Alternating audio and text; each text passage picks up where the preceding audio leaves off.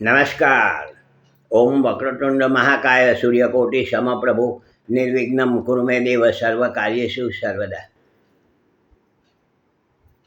દિવાળીમાં સાફ સફાઈ શા માટે એ વિષય ઉપર આપણે થોડી વાતો કરીએ છીએ.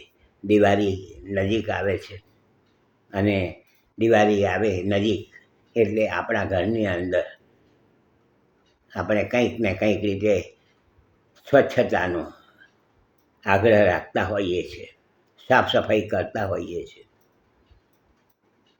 અને આપણે ત્યાં આપણી સંસ્કૃતિમાં પરંપરાથી આ વસ્તુ ચાલતી આવી છે. સાફ સફાઈ દિવાળી પર મોટા ભાગે દરેકના ઘરમાં સાફ સફાઈ થતી હોય છે. અને કેટલીક જગ્યાએ નવું જેને કહેવાય, નવા પડદા લાવવા, રંગરોગાણ કરવું, નવા કપડાં સીવડાવવા, સારું સારું ખાવું. તો આ દિવાળીનો પર્વનો ખૂબ વિશેષ મહિમા આપણા સંસ્કૃતિમાં ગણાયેલો છે. અને ખૂબ સારી રીતે આ બધી વસ્તુ ગોઠવાયેલી છે.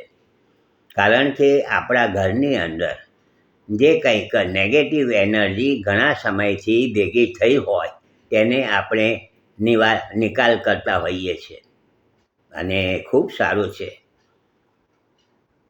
અમારા જ્યોતિષના વાસ્તુશાસ્ત્રમાં હું ફેંગશુઈ ઉપર મેં ઘણું બધું લખ્યું છે. ફેંગશુઈ અને એમાં ઘરની અંદર નેગેટિવ કંઈ પણ વસ્તુ ભેગી કરી હોય, ચાહે તો બંધ ઘડિયાળ હોય, પસ્તી હોય કે બીજું કંઈક આપણે ભવિષ્યમાં કામ લાગશે એમ કરીને આપણા ઘરની અંદર બધું મૂક્યું હોય, ભેગું કર્યું હોય, તો એ વસ્તુ ન રાખવી જોઈએ. એનું યોગ્ય રીતે નિકાલ કરવો જોઈએ.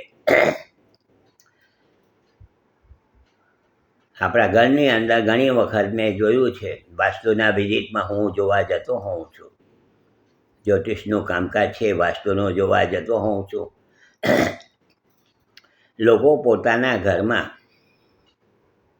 બારી બારણાના જે કપડાં આપણે જે પડદા હોય છે તે પોતાના જ્યોતિષના એટલે કે જે ઘરના મેઇન માણસ છે, કમાનાર વ્યક્તિ હોય કે વડીલ હોય, એના વિરુદ્ધના એટલે કે એના જ્યોતિષની સાથે સંકળાયેલું ન હોય, એટલે કે ખોટી રીતના કલર પસંદ કર્યા હોય ને પડદા લગાવેલા હોય, તો આવી રીતે ઘરની અંદર, કારણ કે આપણા ઘરની અંદર જે કંઈક બહારથી હવા આવવાની છે, હવા તો આવવાની છે, બારી બારણામાંથી પ્રકાશ પણ આવવાનો જ છે. તો એ પ્રકાશ કે હવા જે આપણા ઘરની અંદર પ્રવેશ થાય તે બારી બારણામાં થઈને જ પ્રવેશ થવાનો છે. આ એકની એક બે જેવી વાત છે. અને આ કલર આપણા સાથે જો અનુકૂળ ના હોય, આપણા જેને કહેવાય જ્યોતિષની સાથે હું સંકળાઈને વાત કરું છું, વાસ્તુની સાથે સંકળાઈને વાત કરું છું, તો એ નેગેટિવ આપણા ઘરની અંદર જે પોઝિટિવ એનર્જી બહારથી હવા આવી, એ એનર્જી ઓક્સિજન છે, એને એનર્જી, તો એ વસ્તુ આપણા ઘરમાં આ પડદામાં થઈને સ્પર્શ કરીને આવી, તો આપણા માટે એ કલર કે આપણા માટે એ પડદા અનુકૂળ ના હોય, તો એ ઘરની અંદર એને સ્પર્શ કરીને આવી અને એ વસ્તુ આપણા ઘરના સભ્યોને નેગેટિવ આપણને આપે છે.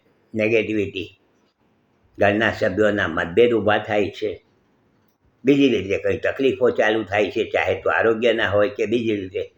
તો મારું કહેવાનો આશય એ છે કે તમે જ્યારે ચોક્કસ પડદા બદલાવો જ્યારે પણ, ત્યારે ચોક્કસ તમારા ઘરના જે મુખ્ય કમાનાર વ્યક્તિ હોય કે વડીલ વ્યક્તિ હોય, એના સાથે કલરના સેટિંગ કરીને જ પડદા તમે ગોઠવજો, લાવજો એ રીતે જ, કે જેથી કરીને તમારા ઘરમાં સુખ, સમૃદ્ધિ, શાંતિ આવે.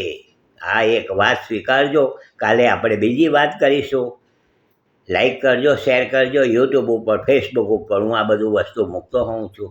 વર્ષોના અનુભવ છે અને તમે જોજો, બીજાને જોવાની ભલામણ કરજો. હસમુખલાલ ઝવેરીના સૌને નમસ્કાર.